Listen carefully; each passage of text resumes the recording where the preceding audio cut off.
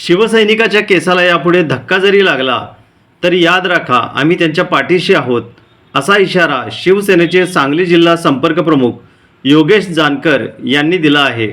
तसेच शिवसेनेत यापुढे गटबाजी चालू दिली जाणार नाही। शिवाय जे शिवसैनिक पक्ष संघटनेचे योग्य प्रकारे काम करतील त्यांना यापुढे पद मिळतील, अशी माहितीही योगेश जानकर यांनी दिली। मिरजमध्ये आयोजित करण्यात आलेल्या शिवसेना मिरज विधानसभा बूथ कार्यकर्ता प्रशिक्षण शिबिरामध्ये योगेश जानकर हे बोलत होते।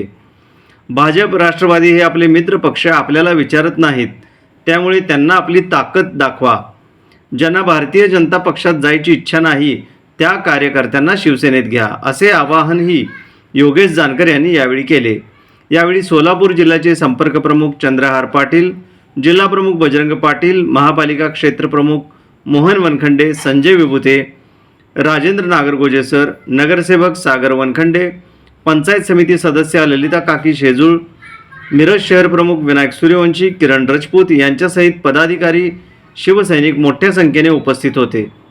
दरम्यान मिरज पंचायत समितीच्या काँग्रेसच्या सभापती तन्वी कमलेकर, जिल्हा परिषद राष्ट्रवादीच्या सभापती स्नेहलताई मोरे आणि पंचायत समिती रिदा मुजावर ह्या 3 महिला पदाधिकारी ह्या शिवसेना मिरज विधानसभा बूथ कार्यकर्त्या प्रशिक्षण शिबिरासाठी व्यासपीठावर उपस्थित होत्या।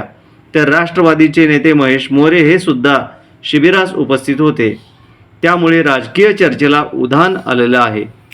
आम्ही आमचा पक्ष वाढवणार। या पक्ष वाढवण्यामध्ये कोणीही म्हणजे भाजप असेल, राष्ट्रवादी असेल या कुठलाही पक्ष आमच्या कार्यकर्त्यावर जर येत असेल तर त्या कार्यकर्त्याच्या मागे उभे राहण्याची ताकद ही शिवसेना संपर्क प्रमुख म्हणून माझी असेल आणि प्रत्येक कार्यकर्त्याच्या मागे ठामपणे उभा राहण्याचं एकनाथ शिंदे साहेबांनी जे मला धाडस दिलेलं आहे, जी आदेश दिला आहे, त्या आदेशाच्या पालन करून येत्या पुढच्या काळात शाखा प्रमुख असू द्या, गट प्रमुख या फक्त शिवसेनेचा कार्यकर्ता असू द्या, त्याच्या केसालाही धक्का लागला तर याच्यापुढे एकनाथ शिंदे साहेबांचा शिलेदार योगेश जानकर, चंद्रहार पाटील आणि सगळे जिल्हा प्रमुख, तालुका प्रमुख त्याच्या मागे ठामपणे उभा राहतात।